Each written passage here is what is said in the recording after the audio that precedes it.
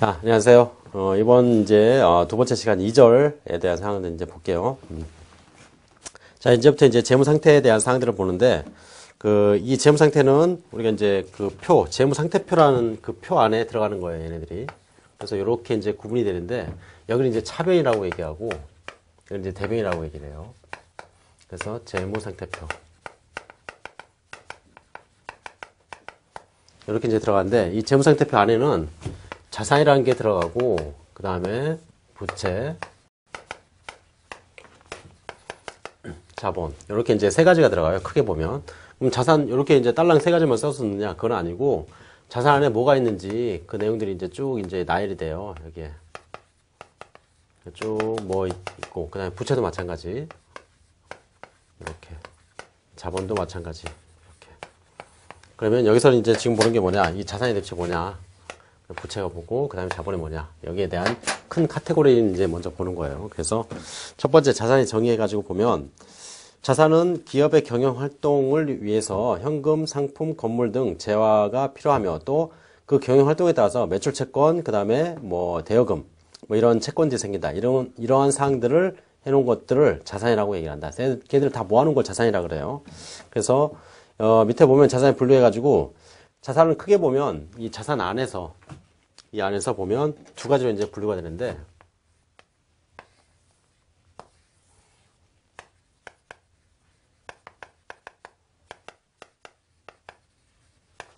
이렇게 이제 분류가 돼요. 유동자산하고 비유동자산. 유동자산은 뭐냐? 유동이라는 말은 많이 들어보셨죠? 예. 유동이라는 건 빨리 돌아간다는 얘기예요. 그러면 뭐냐면 현금성이 좋은 자산, 즉 이 환금성이 좋은 걸 얘기를 하는 거예요. 그러면 일반적으로 유동자산이 뭐냐? 제일 유동성이 제일 빠른 건 현금이에요, 그냥. 현금 자체가 유동성이 가장 빠른 거고, 그 다음에 그 외에 이제 재고자산 같은 거 있죠. 재고자산은 물건을 들어왔다 그걸 팔아가지고 수익을 창출해야 되니까, 그죠? 재고자산 같은 경우에는 물건이 안 팔리면 회사가 망하는 끝나는 거죠. 그러니까 들어왔다가 나가고 들어왔다 나가고 그게 계속 반복적으로 자주 일어나야 돼요. 예, 그래서 그런 것들이 이제 유동자산이라고 얘기를 해요. 그러면 도대체 들어오고 나가고 그 과정이 어느 정도 걸려야지 유동성이 있다 이렇게 얘기를 하느냐. 보통 일반적으로 보면 그거는 이제 1년 정도로 봐요. 그래서 1년 안에 자산이 뭔가가 들어왔다가 뭔가가 나가서 현금화가 되는 그런 과정. 그래서 여기서 보면 유동자산의 분류 첫 번째 사용에 제한이 없는 현금 및 현금성 자산. 그래가지고 사용에 제한이 있다. 그 얘기는 뭐냐면 뭐 담보를 맡겨놨다든가 아니면 돈을 뺄 수 없어요. 내가 마음대로 원하는 시간에 돈을 뺄 수 있으면 그거는 사용에 제한이 없는 거고 그 다음에 사용에 제한이 있다는 얘기는 뭐냐면 내가 원하는 시간에 마음대로 뺄 수 없는 걸 사용에 제한이 있다 이렇게 얘기를 하는 거죠. 그래서 적금 같은 경우에는 언제까지가 있죠. 뭐 3년이면 3년, 그 다음에 5년이면 5년. 근데 그 전에 물론 뺄 수는 있어요. 뺄 수 있는데 그 전에 빼게 되면 손해를 좀 보잖아요. 그러니까 그런 것들은 사용 제한이 있는 걸로 이제 판단을 하는 거고 보통 예금 우리가 이제 일반적으로 은행에 입금을 시켜놨다가 뭐 캐시카드 있죠. 예, 여러분들은 그런 거 가지고 돈을 뺄 수 있으면 그거는 이제 뭐라 그러냐면 이렇게 사용 제한이 없다 이렇게 얘기를 하는 거예요. 그래서 그런 것들이 일반적인 사용 제한이 없는 현금은 당연히 들어가는 거고. 예. 그 다음에 현금성 자산이 뭐냐면 금융자산 같은 걸 얘기하는 건데 말 그대로 그 예금 같은 거 있죠. 예. 보통 예금. 그 다음에 이제 뭐 이 현금성 자산에서 보면 이제 뭐 취득일부터 만기가 3개월 뭐 이런 얘기가 나와요. 예. 그래서 그런 것들은 대부분 사용 제한이 없는 그런 유동자산으로 분류가 된다. 이렇게 얘기를 하는 거죠. 그 다음에 이제 두 번째 기업의 정상적인 영업주기 내에서 실현될 것으로 예상이 되거나 또는 판매 목적 또는 소비 목적으로 보유하고 있는 자산. 그래서 정상적인 영업주기라는 건 뭐냐면 말 그대로 제가 이제 청바지를 만든다. 그러면 청바지를 만들면 청바지를 가져왔다가 그놈을 이제 내다 팔면 그게 그 회사의 정상적인 영업이에요. 근데 청바지를 만드는 회사라고 해서 청바지만 파느냐? 그건 아니겠죠. 걔가 이제 청바지 만드는 회사인데 앞에 이제 땅이 하나가 나왔는데 아주 싸게 나왔어요. 그럼 그걸 사다 놨다가 나중에 이제 비싸게 가치가 오르면 내다 팔아가지고 수익을 창출할 수도 있잖아요. 그런 건 이제 투자 활동이라고 얘기를 하는데 그래서 영업과 투자라는 건 의미가 좀 달라요. 영업은 걔가 주요 수입원이 되는 걸 영업이라고 얘기하는 거고 그 다음에 투자는 그 외에 기타 부수적인 활동들 뭐 이런 것들이 이제 투자라고 얘기를 하는 거죠. 그래서 여기서는 정상적인 영업주기 즉 일반적으로 걔가 주 수입원이 되는 그러한 영업주기. 그래서 청바지를 보통 사가지고 오면 며칠 만에 팔리는지 그게 영업주기예요. 그래서 일반적으로 영업주기는 이렇게 이제 판단을 해요, 사실은. 물건을 사가지고 오면 매입을 하잖아요. 청바지를 사가지고 와요. 그 다음에 그걸 이제 팔아요. 그럼 판다고 해서 돈이 그때 다 들어오냐? 나중에 결제해 주는 경우도 있겠죠? 그러면 회수를 이제 이렇게 하게 되죠, 돈을. 그러면 샀다가 팔 때까지 이 기간은 이제 영업주기라고 얘기해요. 팔아서 돈 받을 때까지. 그래서 하나의 자산이, 즉 하나의 어떤 청바지가 들어왔다가 나중에 그게 돈으로 바뀌는 그 시점까지 그거를 정상 영업주기 이렇게 얘기해요. 그래서 이 안에 있으면 일반적인 영업주기 안에 있으면 유동으로 보자 이거예요. 이게 꼭 1년 내냐, 1년 이내에만 되느냐, 꼭 그런 건 아니겠죠. 1년이 넘어갈 수도 있어요. 얘가. 그럼 일반적으로 보면 1년을 이제 유동으로 보는데, 이런 경우, 영업주기가 1년이 넘어가는 경우, 그 안에 있는 것들도 그 안에서 만약에 그 현금화가 되는 것들, 그런 것들은 유동으로 보자는 얘기죠. 그래서 일반적으로 이제 영업주기가 1년이 넘어가는 것들은 큰 자산들, 그러니까 비싼 자산들을 얘기하는 거죠. 사소한 청바지라든가 그런 거 말고, 만약에 내가 이제 건물을, 지방에 있는 싸게 나온 건물들을 사다가, 그걸 가지고 있다가 판다. 그럼 건물이 한두 푼 하는 것도 아니고, 그죠? 그래서 건물을 매입했다가 팔고 돈 받을 때까지 기간이 1년이 넘어갈 수도 있어요. 예. 근데 일반적으로 봤을 때 그렇게 그 건물을 사다가 파는데 1년 반이 걸리더라. 1.5년이 걸리더라. 그러면 여기서는 정상 영업주기가 1.5년이 되는 거예요. 그죠? 그래서 이 안에 있으면, 이 안에서, 현금화가 되는 자산이라면 유동자산을 보자는 얘기죠. 그 다음에 이제 두 번째, 단기 매매 목적. 이 단기의 개념 자체가 그 1년이냐 꼭 그렇게 한정 짓질 않아요. 그렇지만 일반적으로 봤을 때 1년 정도로 봐요. 그래서 1년 안에 내다 팔 목적으로 가지고 있으면 그러면 유동자산을 보겠다. 그런 얘기죠. 또는 4번에 보면 1 내지 3. 그래서 1에서 3번까지의 사항들이죠. 그 외에 보호기한 종료일로부터, 보호기한 종료일은 뭐냐면 만약에 1월 1일부터 12월 31일까지를 보고기간, 즉 회계기간으로 봤다면 그러면 1월 1일부터 12월 30일까지의 사항들을 12월 30일 날 보고를 한단 말이에요. 그게 이제 보고기간 종료일이에요. 걔가. 그럼 그때부터, 그죠? 그때부터 1년 내에 현금화 또는 실현될 것으로 예상되는 자산은 1년을 기준으로 해서 유동과 비유동을 분류를 하자. 그래서 만약에 내가 물건을 사가지고 왔는데 그거를 1년 내에 팔 목적이라면 유동자산, 1년 이후에 팔 목적이라면 비유동자산 이렇게 하자는 얘기죠. 그래서 이제 밑에 있는 내용도 그 얘기가 나오는 거죠. 다만 정상영업주기 내에 판매되거나 사용되는 재고자산과 회수되는 매출채권과 같은 보고기한 종료일로부터 1년 이내에 실현되지 않을지라도 유동자산으로 분류한다. 왜냐하면 영업주기 내에 있으면 유동으로 분류가 될 수 있다. 이렇게 얘기하는 거예요. 자, 그 다음에 이제 밑에 유동자산의 예를 한번 볼게요. 유동자산 크게 보면 두 가지가 있는데 또 안에 여기 안에도 이제 두 가지가 있다. 이렇게 보는 거예요. 그래서 당좌자산이 있고 그 다음에 재고자산 이렇게 이제 구분이 된다는 얘기예요. 그래서 당좌자산은 현금이라든가 무슨 금융상품, 그죠? 그 다음에 매출채권. 매출채권은 외상매출금 생각하시면 돼요.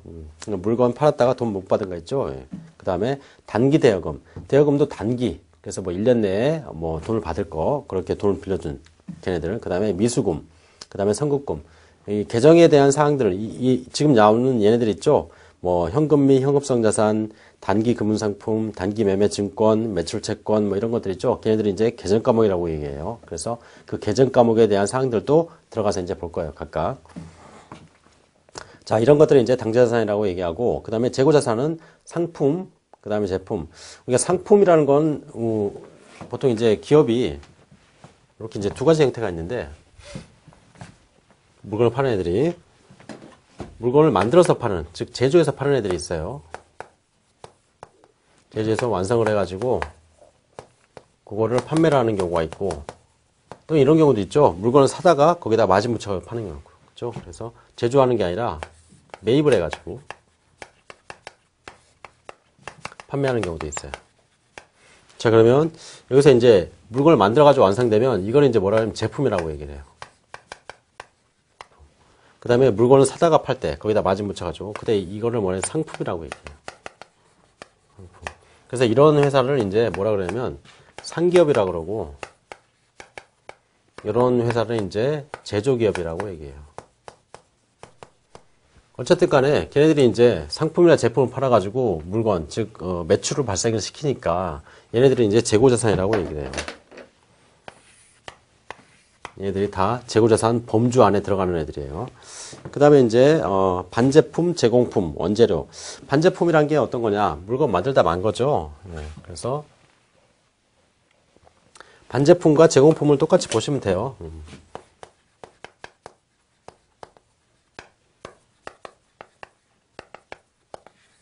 반제품은 처음에 이제 조립을 한다. 그럼 내가 이제 기존에 어느 정도 한 40%나 또는 50% 만들어진 물건을 사다가 거기다 추가적으로 이제 거기다 가공을 거쳐가지고 100% 완성을 해가지고 보내준다. 물건을 판다. 그랬을 때 사온 걸 이제 반제품이라고 얘기를 해요. 그 다음에 제공품은 뭐냐면 처음부터 내가 물건을 만들어요. 원재료 사다가 그 다음에 거기다가 이제 붙이고 도색을 하고 그렇게 해서 만들면 그렇게 해서 완성된 제품을 이제 제품이라고 얘기하는데 얘네들이 어쨌든 간에 제품이 돼요. 제품이 되는데 반제품 같은 경우는 만들어진 걸 사가지고 와서 여기서 추가적으로 가공을 하는 거고 그 다음에 제공품 같은 거는 처음부터 제조 과정을 내가 쭉 하다가 아직 덜 만들어진 거. 그죠? 여기도 이제 100% 완성이 안 된 거예요. 얘도 100% 완성이 안 된 거고. 100%가 안 된 거. 100%가 안 된 거. 네. 그래서 그런 애들을 뭐냐면 반제품, 제공품 이렇게 얘기를 해요. 걔네들이 완성이 되면 제품이 되는 거고. 그래서 얘네들이 다 뭐냐면 재고자산 범주 안에 들어간 애들이에요.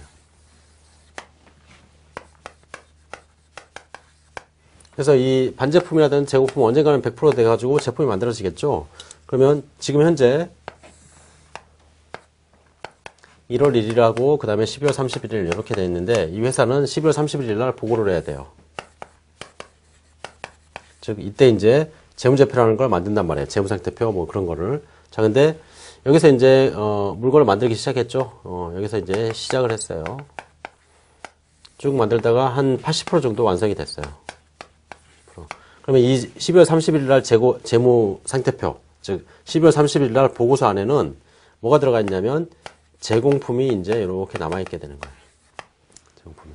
그리고 뭐 여기서 이제 하나를 시작을 했고 또 하나도 이제 여기서 시작을 했는데 걔는 이제 완성이 됐어요. 여기서 이제 완성이 됐어. 근데 아직 팔진 못했어요. 그럼 얘는 이제 100% 완성이 된 거죠. 자, 얘는 이제 제품이라는 재고자산으로 남아있게 된다는 얘기예요. 그래서 제공품도 재고자산이고 제품도 재고자산인데 지금 현재 시점에 완성이 됐느냐 완성이 되지 않느냐 거기에 따라 나눠지는 거예요. 그죠? 그리고 이제 반제품, 제공품, 제품 얘네들이 다 재고자산 범주 안에 들어간다. 그죠?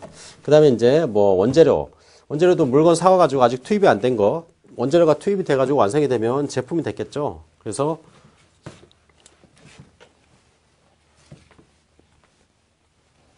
우리가 보면 물건을 만든다고 가정을 하면 원재료가 있어야 되고 그 다음에 이 물건 원재료를 가지고 가공을 해야 되잖아요. 뭐 조립을 하든지 거기다 색칠을 하든지 뭐 그런 게 필요할 거 아니에요. 그래서 가공 과정이 이제 거쳐지게 될 거죠. 이렇게 두 개가 합쳐져서 완성이 되면 그게 이제 제품이 되는 거예요. 제품. 물론 중간 단계에 이제 완성되지 않은 걸 이제 제공품 이렇게 이제 얘기를 하는 거고. 그죠? 그래서 여기에 있는 거 얘네들도 다 재고자산 범주 안에 들어간다. 그래서 크게 재고자산 하면 얘네들이 다 들어가는 거예요. 가공은 뭐냐면 인건비, 그러니까 가공이라는 건 그 용역이란 말이에요, 용역. 그죠? 서비스. 그래서 얘네들 같은 경우에는 뭔가 남아있거나 뭐 그렇진 않아요. 그때그때 투입이 되는 애들이라. 그래서 여기에서는 재고자산에 대한, 즉, 사가지고 아직 투입되지 않은 그 부분이란 게 따로 계산될 수가 없고, 원재료 같은 걸 물건을 사와다가 아직 여기다가 투입을 못한 것들이 있을 거 아니에요. 걔네들이 이제 기말 원재료라고 이제 얘기를 하는 거예요. 그래서 걔네들도 뭐 재고자산 범위 안에 들어간다 이렇게 보는 거예요. 그래서 재고자산 범위 안에는 이런 것들 원재료, 제공품, 제품, 상품 그렇게 투입돼야 되는 원재 상태에 걔네들도 다 포함해서 재고자산 범주 안에 다 포함을 시키는 거예요. 그 다음에 이제 비유동자산. 비유동자산은 유동자산이 아닌 게 비유동자산이에요. 그래서 비유동자산의 뭐 예에서 보면 뭐 투자자산, 유용자산, 그 다음에 무용자산, 기타 비유동자산 하는데 비유동자산은 1년 이후에 결제가 된다. 뭐 이렇게 했는데 회사에서는 모든 물건을 사다가 지들이 다 팔 목적으로 사느냐, 그런 것도 있겠지만 그렇지 않은 것도 있어요. 그래서 회사에서 쓰려고 가지고 있는 컴퓨터라든가 또는 회사에서 그 사무실 용도로 쓰기 위해서 건물을 하나 지었다, 뭐 이런 것들 있죠. 그런 것들은 뭐냐면 팔려고 가지고 있는 게 아니거든요. 그것도 근데 회사에서 가지고 있는 건 맞아요. 그렇죠. 근데 1년 이상 사용할 목적으로 가지고 있는 것들은 이제 뭐라 그러냐, 비유동자산 범주에 대부분 들어가요. 그 다음에 뭐 금융상품, 주식이라든가 채권, 이런 것들을 회사에서 다른 회사의 주식이나 채권들을 살 수도 있단 말이에요. 그런 주식이나 채권을 내리면 바로 팔 목적이다. 즉 조금이라도 가격이 오르면 내가 팔아야지, 이런 생각을 가지고 있으면 그게 유동자산으로 분류가 돼요. 단기 금융증권, 단기 금융상품, 뭐 이렇게 이제 표시가 돼요. 근데 그게 이제 장기, 즉 오랫동안 가지고 있으면서 투자를 해야지, 이런 생각을 가지고 있으면 장기로 넘어가서 비유동으로 되는 거예요. 그게 이제 장기금 상품 또는 매도 가능 증권, 이렇게 이제 표시가 돼요. 그래서 주식이나 채권을 살 때도 그 목적이 다 달라진다는 얘기죠. 만약에 얘를 내일이라도 팔 목적으로 가지고 있으면 유동으로 분류가 되고, 그렇지 않다면 비유동으로 분류가 된다는 얘기예요. 그죠? 자, 그 다음에 이제 뭐 유형자산. 유형자산 안에는 비품이라든가 토지, 건물 이런 것들, 예, 그런 것들이 이제 유형자산 안에 들어간 기계, 뭐 이런 것들 있죠. 그 다음에 이제 무형자산. 무형자산은 형태가 없는 거예요. 유형자산은 형태가 있는 건데, 무형자산은 반대로 형태가 없는 것. 그러면서 내가 사용하려고 가지고 있다. 그게 뭐냐면 권리예요, 권리 일종의. 그래서 뭐 저작권이라든가, 뭐 영업권, 그 다음에 뭐 광업권, 뭐 이런 것들은 권리의 형태로 존재를 하고, 그런 것들은 무형자산이다, 이렇게 이제 분류를 하는 거죠. 자, 뭐 그런 게 있고, 뒤에 이제 이 개정 과목에 대한 사항들은 이제 쭉 들어가면서 얘기를 할 거예요. 자, 뒤에서 보니까 29페이지에 현금이 어떤 거냐 봤더니, 현금 뭐 한국에서 발행한 지폐나 주화 뭐 이런 것들을 얘기하는 거죠. 당연히 뭐 그 현금이고, 그다음에 이제 당좌예금은 기업이 이제 수표를 발행하기 위해서 거래은행에 예입하는 건데, 당좌예금 같은 경우에는 이제 그 당좌 거래를 해요. 기업하고, 회사하고. 그래서 당좌 거래를 하면 그 당좌 거래에 따라서 수표책이라는 걸 받으면 내가 예금은, 즉 이 은행에다가 입금한 범위 내에서 수표를 발행할 수가 있단 말이에요. 그러면 수표를 걔한테 끊어주면 그 상대방 거래처는 그 수표를 들고 거래은행을 찾아가면 돼요. 그러면 그 수표를 가지고 그 사람이 입금한 그 돈을 빼가면 된다는 얘기예요. 그게 이제 당좌예금이에요. 그래서 얘도 마찬가지, 수표를 딱 쓰는 순간에 그냥 돈이 빠져나가는 거와 똑같아요. 회사 입장에서 보면. 그 다음에 이제 보통예금. 보통예금은 여러분들이 가지고 있는 일반 예금이라고 보시면 돼요. 은행에 예금해 놓은 거. 그 다음에 이제 현금 및 현금성 자산, 이렇게 얘기를 하는데, 뭐 통화 및 통화 대응 증권 해가지고 무슨 금융상품이에요. 무슨 MMF라든가 뭐 이런 것들 있죠. 예. 그래서 그런 것들이 이제 들어갈 수가 있어요. 그 다음에 단기 매매 증권, 얘네들은 뭐냐, 뭐 주식이라든가 또는 채권. 그래서 그 유가증권, 여러분들 이제 주식 거래 같은 거 많이 하시죠. 예.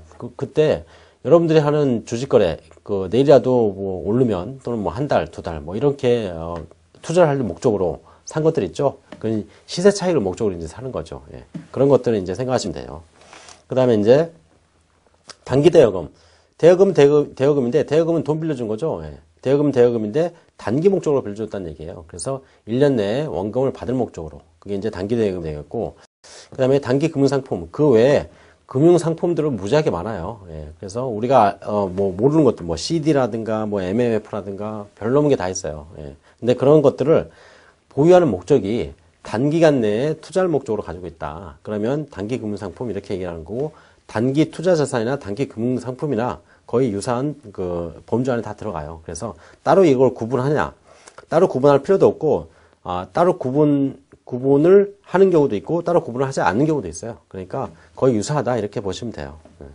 그 다음에 이제 외상매출금. 외상매출금은 물건 팔았을 때 돈 못 받은 걸 얘기하는 거죠. 그래서 나중에 줄게, 이렇게 얘기하면 외상매출금이 되는 거예요. 그 다음에 이제 받으러옴. 받으러옴도 물건 팔고 돈 못 받은 건데, 받으러옴은 그 사람이 상대방이 어음을 나한테 끊어주는 거예요. 외상매출금은 뭐냐면 상시 거래하던 그런 거래처예요. 근데 요번에 이제 물건을 받고, 물건을 팔고 상대방이 한 달 뒤에 줄게, 이러면 그냥 외상매출금이 되는 거고, 상대방이 물건을 팔았는데 나한테 어음을 줬어요. 그러면 그게 받으러옴이 돼요. 그러니까 어쨌든 간에 둘 다 물건 팔고 받을 돈을 얘기하는 거죠. 예. 그 다음에 이제 매출채권. 매출채권은 외상매출금과 받으러옴을 두 개나 합해가지고 매출채권 해서 얘기를 하는 거예요. 그래서 채권이라는 건 내가 받을 돈을 얘기하는 거거든요, 그게. 그래서 채권 얘기하면 기업에서 받을 돈을 얘기하는 거예요.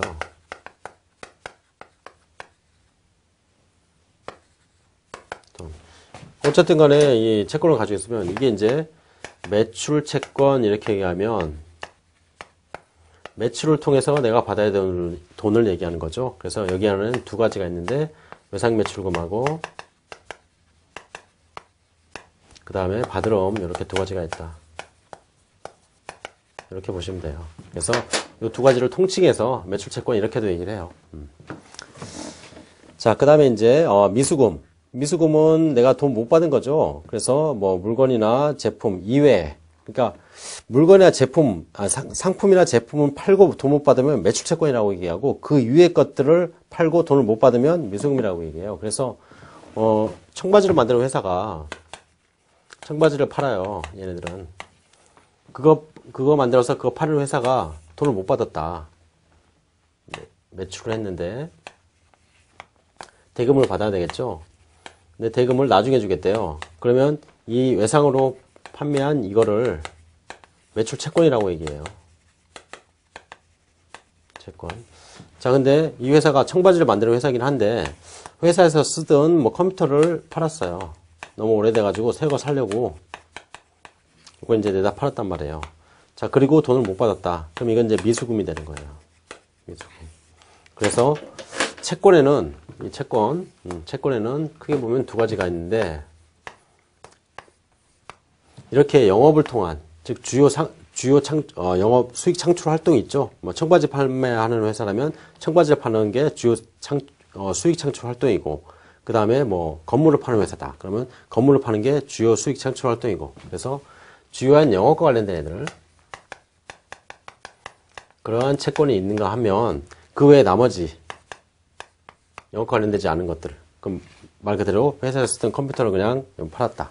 뭐 그런 경우 그랬을 때 나타나는 채권들 영업과 관련된 채권을 매출 채권이라고 얘기하고 그 외에 나머지 채권을 이제 미수금이라고 얘기를 해요. 또는 뭐 미수수익 뭐 이렇게도 얘기를 해요. 그래서 어쨌든 간에 받을 돈인데 그 받을 돈의 원인이 영업이냐 영업이 아니냐 거기에 따라 바뀐다는 얘기예요. 그죠?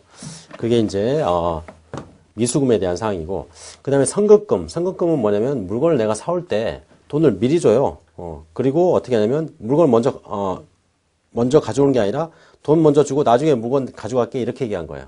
그게 이제 선급금이 되는 거죠. 그래서 여기서 보면 매매 계약을 체결하고 돈을 먼저 줬다. 그럼 나중에 이제 내가 물건만 가져오면 되겠죠. 예, 그게 이제 선급금과 관련된 사항들. 그 다음에 상품, 그 다음에 뭐 소모품, 그 다음에 상품은 이제 설명을 드렸고, 소모품은 이제 사무용 비품, 뭐 이런 걸 얘기하는 거예요. 그 다음에 이제 건물, 그 다음에 비품, 또는 토지, 그 다음에 뭐 기계장치, 차량 방구. 자, 얘네들이 뭐냐면 다 자산으로 분류되는 애들. 그래서 얘네들을 계정과목이라고 이제 얘기를 해요. 그래서 자산 안에다가 현금이 있으면 현금 얼마, 그 다음에 건물 얼마짜리, 그 다음에 뭐 재고자산 얼마, 그 다음에 여기 뭐 매출채권 얼마, 뭐 이런 식으로 이제 표시하자는 얘기예요. 그죠? 자, 이게 이제 자산에 대한 계정들이에요. 자, 그 다음에 이제 부채. 부채는 내가 돈을 빌린 거죠. 돈을 빌리거나 내가 뭔가 의무를 이행해야 되는 것, 부채라고 얘기해요. 그래서 보면 부채에 의해가지고 기업이 미래에 타인에게 일정한 금액을 지급해야 할 의무가 있는 채무를 부채라고 얘기한다. 그래서 여기서도 마찬가지 유동과 비유동을 구분할 수가 있는데 유동은 아까 본 것처럼 아까 이제 유동자산에 대한 분류를 할 때 1년 내에 내가 내다 팔아가지고 현금화를 시키는 것, 뭐 이런 것들이 이제 유동이라고 봤죠. 여기서는 1년 내에 내가 줘야 되는 걸 얘기하는 거예요. 그래서 여기서는 기업의 정상적인 영업주기 내에서 상환 등을 통해서 소멸할 것으로 예상되는 뭐 매입채무라든가 미지급 비용, 그 다음에 보호기한 종료일로부터 1년 내에 상환돼야 하는 뭐 차입금 이런 것들을 이제 유동부채라고 얘기한다. 그죠? 그래서 유동에 대한 개념 자체는 똑같아요. 근데 그게 1년 내에 1년 또는 단기간 소위 말하는 그 안에 줘야 되는 건지 아니면 내가 받아야 되는 건지 거기에 따라서 자산과 부채가 나눠지는 거죠. 예. 그래서 여기서는 유동에 대한 분류 자체는 똑같으니까 넘어가시면 되고 뒤에 이제 분류 기준 해가지고 나오죠. 얘도 이제 똑같은 내용이 있는 거예요. 그래서 1년 기준으로 보통 유동과 비유동을 구분한다. 예. 밑에 이제 과목을 한번 볼게요. 어떤 게 있나. 외상매입금, 지급어음, 그 다음에 매입채무, 그 다음에 단기차입금, 미지급금, 뭐 장기차입금 이런 게 있는데 매입채무 우리가 이제 아까 매출채권 매출 채권은 외상 매출금하고 받으럼 이 두 가지가 있다 그랬죠. 이 반대에 있는 것. 내가 이제 물건을 팔고 거기에 대한 돈을 못 받으면 매출 채권이고, 근데 물건을 내가 사가지고 왔단 말이에요. 팔려고. 그래서 그걸 가지고 물건 아직 지급 못했다면 그걸 이제 매입 채무라고 얘기해요. 채무. 매출 채권과 반대라고 생각하시면 돼요. 예. 그러면 매입 채무에는 여기도 이제 두 가지가 있어요. 외상으로 매입을 했다. 내 나중에 줄게 이렇게 얘기하면 외상 매입금이 돼요. 근데 걔한테 상대방한테 매입처한테 어음을 끌어줬어요 내가. 그러면 지급어음 이렇게 얘기를 하는 거죠. 그래서 이렇게 두 가지. 얘하고 얘는 물건을 팔았을 때, 얘는 물건을 사가지고 왔을 때예요. 그죠? 그래서 얘는 부채, 얘는 자산 이렇게 얘기를 하는 거죠. 그래서 위에 보면 외상매입금, 그 다음에 지급어음, 그 다음에 외상매입금과 지급어음을 합한 걸 매입채무다 이렇게 보는 거죠. 그 다음에 이제 단기차입금, 단기차입금은 1년 내에 지급할 목적으로 돈 빌려온 걸 얘기하는 거죠. 예. 그 다음에 미지급금, 이것도 마찬가지. 물건을 사가지고 왔는데 아직 돈을 못 준 거예요. 그래서 아까 이제 채권에는 두 가지가 있다 그랬는데 영업과 관련된 걸 매출채권, 그 다음에 영업과 관련되지 않은 걸 미수금, 미수수익. 그럼 여기서는 이제 지급과 관련된 사항들도 마찬가지예요. 그래서 영업과 관련되느냐, 영업과 관련되지 않느냐.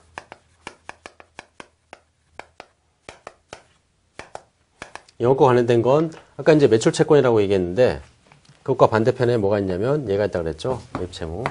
그래서 채무가 있는 거고, 그 다음에 이제 영업과 관련되지 않은 거. 여기서 이제 미수금, 미수수익 이렇게 얘기했단 말이에요. 그럼 여기서는 뭐 줘야 되는 거니까 미지급금 이렇게 이제 얘기를 하는 거죠. 그래서 영업과 관련되냐, 관련되느냐, 관련되지 않느냐. 거기에 따른 구분이더라. 그 다음에 장기차입금은 1년 이상 돈을 빌린 거죠. 그래서 뭐 3년, 만기 3년 또는 뭐 4년 뭐 이런 식으로 해서 이자를 계속 지급해야 되고 나중에 만기가 되면 돈을 줘야 되는 것. 그게 이제 장기차입금이 되겠죠. 그래서 여기서는 유동과 비유동에 대한 구분하고 그 다음에 거기에 대한 내용들 어떤 게 있나 그 정도만 좀 보시면 될 것 같아요. 자, 그 다음에 이제 네 번째 자본이라고 있는데 자본은 자산에서 부채를 뺀 걸 자본이라고 얘기를 해요. 그래서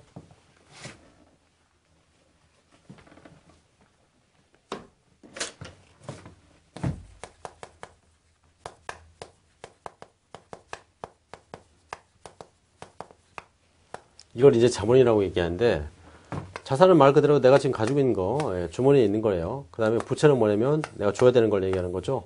그럼 그 차이가 뭐냐?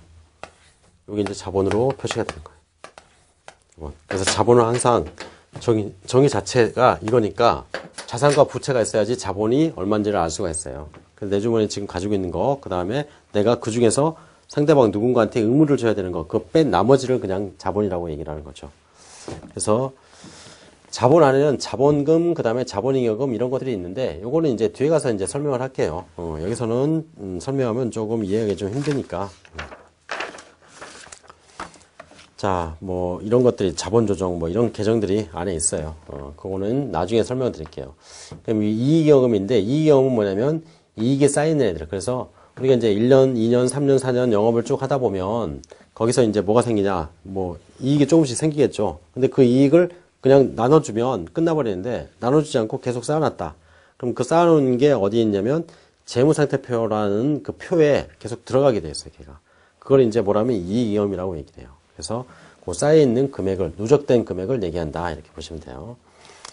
자, 여기 이제 밑에 재무상태표가 이제 나오죠. 재무상태표 등식을 보니까 자산은 부채하고 자본이더라. 자, 그러면 아까 이제 이렇게 표 그려놓은 게 하나 있었어요. 이렇게.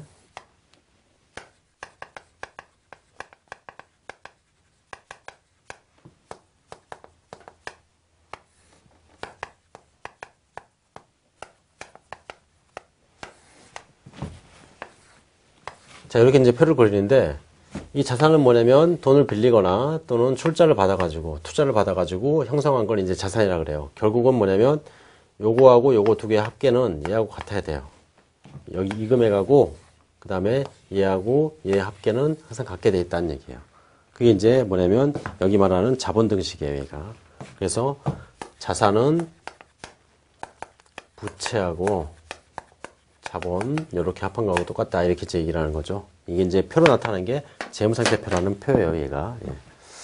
그래서 여기서 보면 밑에 이제 재무상태표가 나오는데 그 모양은 이렇게 생겼어요. 그래서 한쪽을 이제 이쪽을 차변, 이쪽을 대변 이렇게 얘기를 하는 거죠. 그래서 이 현금 및 현금성 자산, 매출채권, 그 다음에 원재료, 뭐 비품 이런 것들 있죠. 얘네들이 뭐냐면 자산 과목들이고, 그 다음에 매입 채무, 장기 차입금, 뭐 자본금 이런 것들이 뭐냐면 부채와 그 다음에 자본 항목들이에요. 그래서 위에서 매입 채무, 장기 차입금 여기까지는 이제 부채라고 얘기를 하고, 그 다음 밑에 이제 자본금을 자본이라고 얘기를 해요. 자본 안에는 자본금이라는 것도 있고, 뭐 자본 이어금이라는 것도 있고, 그렇죠. 예. 그래서 이렇게 이제 그림이 표시가 되더라. 자, 뒤에 이제 넘기면 재산법에 의한 순손익 계산 뭐 이렇게 얘기하는데, 재산법이 어떤 거냐면 재무 상태를 가지고 이제 판단하는 거예요, 얘가. 그래서 보면은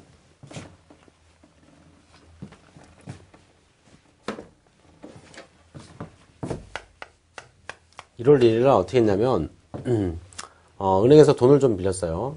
차입을 했어요, 은행에서. 10만 원만큼 차입을 했고, 그 다음에 이제 주주를 모았어요. 그래서 이제 출자를 받은 거예요.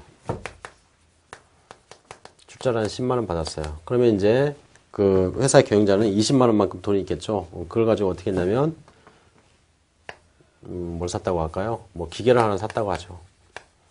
기계를 사다가 거기다 마진 붙여가지고 이제 팔려는 거예요. 그래서 20만 원짜리 기계를 하나 샀어요. 자, 그러면 1월 1일 날 재무 상태는 이제 어떻게 표시가 되면 이렇게 이제 표시가 돼요. 자, 일단 내가 가지고 있는 건 뭐냐면 기계에 20만 원짜리가 있어요. 이걸 이제 자산이라고 얘기하죠. 자, 그 다음에 이제 부채 뭐가 있냐면 돈 빌린 거 있잖아요. 이거 차입금. 이게 이제 차입금 이렇게 해서 10만 원 이렇게 나오게 되겠고, 그 다음에 이제 출자 받은 거 있죠. 요거 이제 자본이라고 얘기를 해요. 그래서 뭐 자본금 이렇게 이제 얘기를 하겠죠. 10만 원. 자, 그래서 1월 1일 시점의 재무 상태를 보면 이렇게 이제 모양이 생긴 거예요. 그래서 기계 20만 원짜리가 있는데 그 기계 20만 원짜리는 돈 빌리고 그 다음에 출자 받아가지고 그 돈 가지고 샀다는 얘기야. 자, 이제 이걸 가지고 어떻게 했냐면 중간에 뭐 5월 1일 날 얘를 이제 팔았어요. 처분했는데 기계를 30만 원에 팔았다고 합시다. 처분. 그러면 30만 원에 처분하게 되면 어떻게 돼요? 20만 원짜리 기계를 30만 원에 처분했으니까 돈이 일단 30만 원 들어왔겠네요. 그러면 이것만 있었어요. 이제 12월 31일 날 1월 1일 날 적어가지고 시작해서 5월 1일 날 팔아가지고 12월 31일 시점에 재무 상태를 보면 지금 처음에는 기계에 20만 원짜리가 있다가 중간에 30만 원에 팔았으니까 지금 현재 내 주머니에는 얼마가 있냐면 현금 30만 원 있겠죠. 그죠? 근데 지금 아직 돈은 안 갚았어요. 자, 그러면 부채가 지금 차입금이 10만 원 이렇게 있겠죠. 예. 그러면 30만 원 중에 10만 원은 돈 줘야 될 거예요. 그 다음에 이제 출자를 처음에 얼마 받았냐면 자본금 10만 원 이렇게 받았단 말이에요. 예. 그리고 이제 보면 20만 원 가지고 영업을 해가지고 10만 원만큼 남겨 먹었단 말이에요. 자, 그게 이제 뭐라 그러면 여기에 이익, 잉여금 이렇게 이제 10만 원 얘기를 해요. 그게 이제 뭐냐면 이익이란 얘기예요, 얘가. 즉 기계를 30만 원 받았는데 20만 원짜리를 팔았단 말이에요. 그래서 10만 원 남는 거죠. 이게 이제 이익이라고 얘기하고, 이게 이제 뭐냐면 여기 이제 쌓이게 됐어요, 이쪽에. 그래서 이렇게 표시를 하게 되면 요만큼이 남았다는 얘기예요. 그죠? 그리고 이 전체를 이제 자본이라고 봐요, 여기를. 자본. 자본은 자산에서 부채를 뺀 나머지라고 얘기했으니까. 그러면 처음에 자본이 얼마냐면 10만 원이었는데 12월 30일 날 자본을 보니까 20만 원이에요. 그만큼 10만 원이 들어왔죠. 얘를 이제 어떻게 할 수 있냐? 여기에서 이걸 빼면 얘가 역으로 나올 수 있겠죠. 그게 이제 뭐냐면 재산법이라고 얘기를 해요, 얘를. 그래서 역으로 이 금액을 찾는 거예요, 역으로 이 금액을. 도대체 이번에 얼마만큼 성과가 일어났는지. 그래서 여기서 보면 재산법에 의한 순손익 계산, 이게 이제 이 얘기예요, 지금. 밑에 보니까 단기 순이익이 발생할 때는 어떻게 되냐? 기말 자본에서 기초 자본을 뺀다. 즉 여기서는 기말의 자본이 지금 얼마냐면 20만 원인데 기초 자본이 얼마냐면 10만 원이에요. 그럼 20만 원에서 10만 원 빼면 10만 원 나오겠죠? 그 10만 원이 뭐냐? 얘란 얘기야. 그죠? 만약에, 손실이 나왔다. 기계를 30만 원을 판 게 아니라, 기계를 얼마에 팔았냐면, 15만 원에 팔렸다. 이렇게 가정을 해보자고요. 네. 그러면 내가 20만 원짜리 갖고 있었는데, 15만 원이 일단 들어오고, 20만 원짜리가 빠져나가죠? 그러면 결국 어떻게 돼? 이제 마이너스를 괄호치고 이제 표시를 할게요. 괄호 이렇게 치면 마이너스다. 이렇게 생각하세요. 그러면 5만 원만큼 손해가 난 거예요, 지금. 여기서. 그죠? 그러면 일단 주머니에는 지금 15만 원 있을 테고, 돈 갚을 건 10만 원 있는데, 출자 받은 건 지금 10만 원을 출자를 또 받았단 말이에요. 걔네들이, 주주들이 나가겠다. 그러면 10만 원 줘야 돼, 걔네들한테. 그럼 결국 어떻게 되냐면, 여기에 마이너스 5만 원, 이렇게 이제 남은 거예요. 이걸 이제 뭐라는 결손이라고 얘기해요, 결손. 그죠? 그래서 여기 보면, 여기는 15만 원인데, 15만 원인데, 여기 보면 10만 원, 10만 원, 20만 원이죠? 거기서 빼기 5만 원 이렇게 표시하면 여기도 어차피 15만 원이 된다는 얘기야. 그죠? 그래서 이렇게 결손금이 이렇게 나오게 되는데, 이것도 이제 마찬가지죠. 처음에 자본이 10만 원 있었는데, 뒤에 보니까 자본이 얼마냐. 여기가 10만 원 빼기 5만 원이잖아요, 지금. 그죠? 그러면 5만 원이 이제 기말 자본이 되는 거예요. 그래서 기말 자본에서 빼기 기초 자본을 빼면 마이너스 5만 원 나오죠. 이 5만 원이 뭐냐면 요번에 이제 손해난 이 금액이다 이렇게 얘기를 하는 거죠. 그래서 재산법은 뭐냐면 이렇게 재무 상태를 가지고 단기에 성과가 얼마인지를 찾아보는 거예요. 역으로. 그래서 보면은 기말 자본에서 기초 자본, 그 다음에 기초 자본에서 기말 자본 이렇게 부호는 뭐 거꾸로 해도 상관은 없어요. 예. 그래서 하나는 이익이 나올 수도 있고 하나는 손실이 나올 수도 있다. 예. 자, 이게 이제 재산법에 대한 내용이더라. 밑에 이제 연습 문제에서 보면 그 계정 과목에 대한 표시를 한번 해볼게요. 여기 보니까 자, 자산과 부채와 자본을 한번 표시를 해봐라. 그러면 요거 가지고 이제 한번 그 내용들을 한번 볼게요. 자, 외상매입금은 뭐냐? 물건을 샀는데 돈을 아직 덜 준 거죠? 그럼 그건 뭐냐면 부채가 되겠죠. 그 다음에 외상매출금은 물건을 팔았는데 돈을 못 받은 거예요. 그럼 그건 자산이 되겠죠. 예. 그 다음에 장기차입금, 돈을 오랫동안 빌렸다는 얘기죠. 걔는 부채가 되겠고, 그 다음에 지급어음, 지급어음은 내가 줘야 되는 어음이에요. 내가 어음을 걔한테 끊어준 거예요. 예. 그래서 걔 같은 경우에는 뭐가 되냐? 부채가 되겠고, 그 다음에 상품, 상품은 내가 이제 물건 사다가 그거 팔려고 가지고 있는 거죠. 그러니까 뭐냐면 자산이 되는 거고, 보통 예금, 예금도 내가 가지고 있는 거니까 그것도 자산이 되겠고, 그 다음에 이제 단기 투자 자산, 이것도 이제 투자 목적으로 내가 가지고 있는 자산이죠. 여기서는 아예 자산이라고 표시가 되어 있으니까, 그죠? 자산인 거고, 그 다음에 이제 매입 채무, 매입 채무는 돈 빌린 거예요. 예, 돈 빌린 게 아니라 물건 살 때 그 물건 값에 아직 지불을 못한 거죠. 그러니까 여기서는 부채가 되겠고, 그 다음에 현금 및 현금성 자산, 이것도 마찬가지 자산이라고 써 있잖아요. 예, 그래서 얘는 자산인 거고, 그 다음에 단기 매매 증권, 단기 매매 증권도 내가 단기간 내에 매매할 목적으로 가지고 있는 지금 현재 증권이라는 얘기죠. 걔도 자산이 되겠죠. 그 다음에 이제 단기 대여금, 대여금은 부채죠. 돈 빌린 거니까. 예. 그 다음에 이제 비품, 비품은 뭐 회사에서 가지고 있는 뭐 소모품 뭐 이런 거 생각하면 돼요. 예. 그것도 마찬가지 회사에서 보유를 하고 있는 거니까 자산이 되겠고, 그 다음에 미수금, 돈 못 받은 거죠. 예, 얘도 자산이 되겠죠, 당연히. 그 다음에 이제 당좌예금. 당좌예금은 우리가 이제 당좌 거래를 하면 은행하고, 그러면 예금 범위, 즉 내가 입금해 놓은 범위 내에서 수표라는 거 갖다가 이제 지급을 할 수가 있다고 그랬죠. 그래서 당좌예금도 예금하고 똑같아요. 근데 예금의 종류가 보통 예금하고는 좀 다르게 당좌예금이라는 게 있더라. 이것도 이제 자산이 되겠죠. 그 다음에 이제 차량운반구, 이건 뭐 차량운반구도 자기가 가지고 있는 걸 얘기하는 거니까, 그죠? 얘도 자산인 거고, 그 다음에 이제 단기 차입금, 돈 빌린 거죠. 예, 부채가 되겠고, 자본금은 자본이라는 계정 안에 계정 과목 중에 하나예요. 자본금이라고. 그 다음에 받으러움, 받으러움도 돈 받을 거니까 자산이 되겠고, 건물 마찬가지 자산이 되겠고, 현금 자산, 그 다음에 소모품, 소모품도 비품하고 좀 성격이 좀 유사하긴 한데, 소모품은 말 그대로 이제 쓰는 걸 얘기하는 거죠. 그래서 뭐 A4지라든가 그런 거 생각하시면 되겠죠. 예, 그런 것들은 이제 소모품으로 분류가 되더라. 그래서 자산과 부채에 대한 분류는 뭐 이 정도. 그래서 이걸 좀 눈에 좀 익혀두세요. 어떤 게 자산이고 어떤 게 부채인지. 그래서 처음에 이제 회계학을 공부를 할 때는 계정 과목에 대한 내용들을 눈에 좀 많이 익혀두셔야 돼요. 그래서 걔가 자산인지 부채인지 딱딱 나와야 돼요. 그게 이제 좀 필요하기 때문에. 자, 이제 뒤에 보면 문제 이번에 보니까 뉴젠 상회의 기초 및 기말의 재무 상태를 작성을 해봐라. 그러면 기초하고 기말의 모양이 이렇게 나왔어요. 그럼 이걸 가지고 뭐 하라냐? 요거 한번 써보라는 얘기예요. 요거 한번 만들어 보래요. 그러면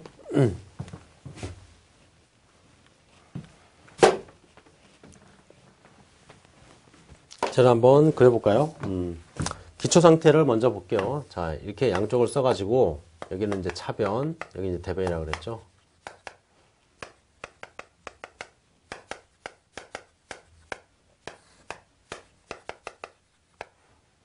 이렇게 이제 구분을 일단 해놓고, 자, 자산에 있는 거를 자산 쪽에다가 분류를 하고, 그 다음에 부채 쪽에 분류하고 해볼게요. 자, 첫 번째 현금. 현금은 자산이라고 그랬죠. 그러니까 현금 이렇게 쓰면 되겠지. 얼마냐면 30만원. 그 다음에 이제, 밑에 상품이 있네요. 상품. 얘도 이제 자산이죠. 얼마냐면 25만원이래요. 그 다음에 이제 단기 차입금. 단기 차입금은 말 그대로 돈을 빌린 거죠. 예, 그래서 돈을 빌린 거니까 여기에 이제 부채가 되겠네. 얼마냐면 38만원. 그 다음에 이제 매출 채권이 있어요. 매출 채권. 물건 팔았는데 돈 못 받았다는 얘기죠. 아직. 자산이죠. 채권이니까. 그래서 얼마냐면 15만원. 그 다음에 비품. 비품도 회사에서 가지고 있는 자산이다. 그래서 뭐 5만원. 자, 이게 이제 기초 상태가 되는 거죠. 그 다음에 이제 기말 상태를 한번 볼까요? 기말 상태도 여기다 한번 그려볼게요. 똑같이. 기말 상태 보니까 현금이 얼마냐면 31만원.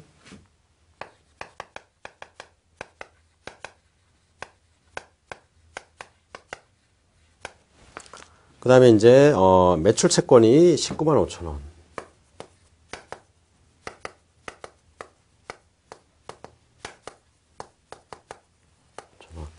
그 다음에 이제 비품도 자산이니까.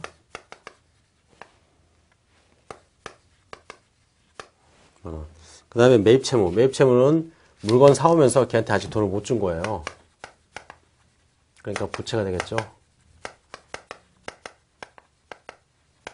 얼마냐면 28만 2천원. 그 다음에 단기금융상품. 단기금융상품은 말 그대로 주식이나 채권을 샀는데 그거를 내일이라도 팔 놈이에요. 그러니까 내가 지금 가지고 있는 거잖아요.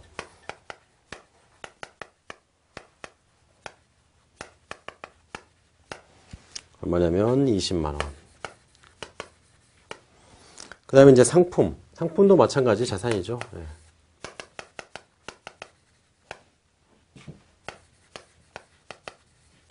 32만원. 그 다음에 단기 차입금. 부채였죠?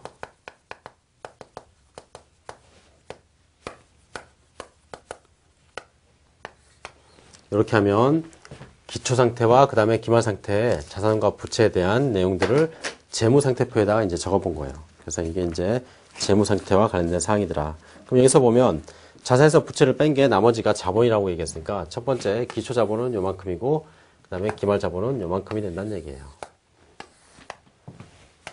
이렇게. 그럼 처음에 이제 기초 상태의 자본이 지금 얼마냐면 37만 원이에요. 얘가.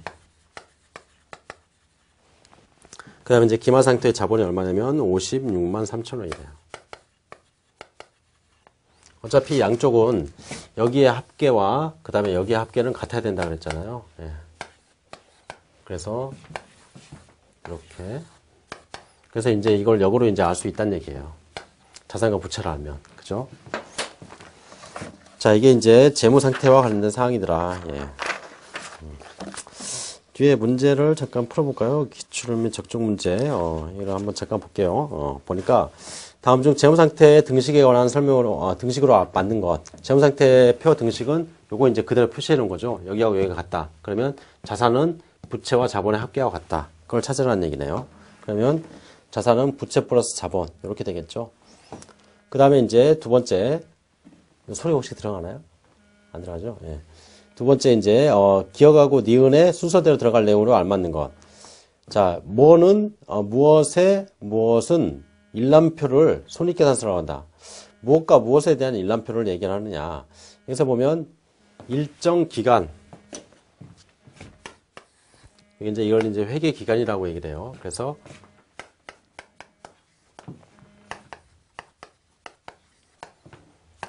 여기서부터 여기까지의 성과를 보여주는 게 뭐냐면 손익계산서예요.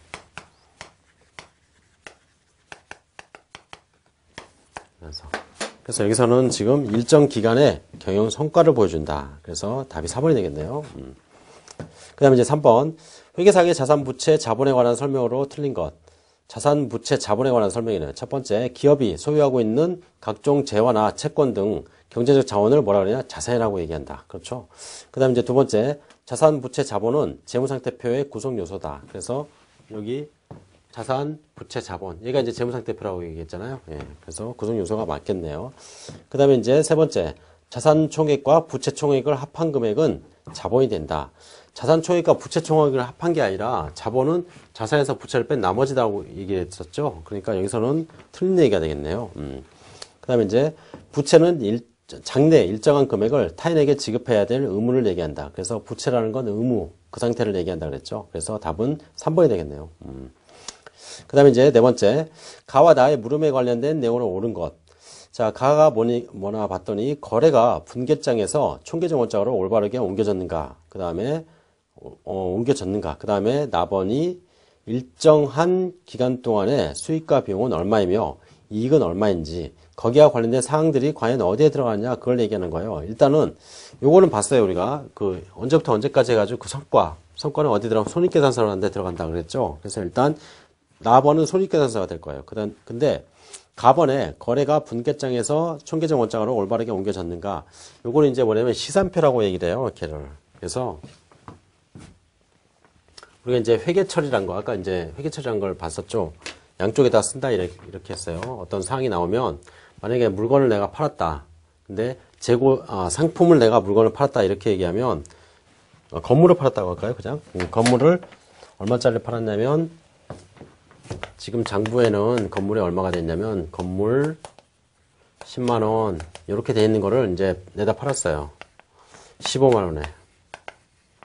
자, 그러면 이제 현금이 들어오겠죠. 그러면 그걸 이제 차별에다 써요. 현금 15만원. 그 다음에 이제 뭐가 나갔냐면 건물이 빠져나갔죠. 그러면 그걸 이제 대변에다 써요. 건물 10만원. 그럼 그 차이를 이제 뭐라 그러냐면 처분 이익이라 그래요. 여기는 15만원이고 여기는 10만원이죠.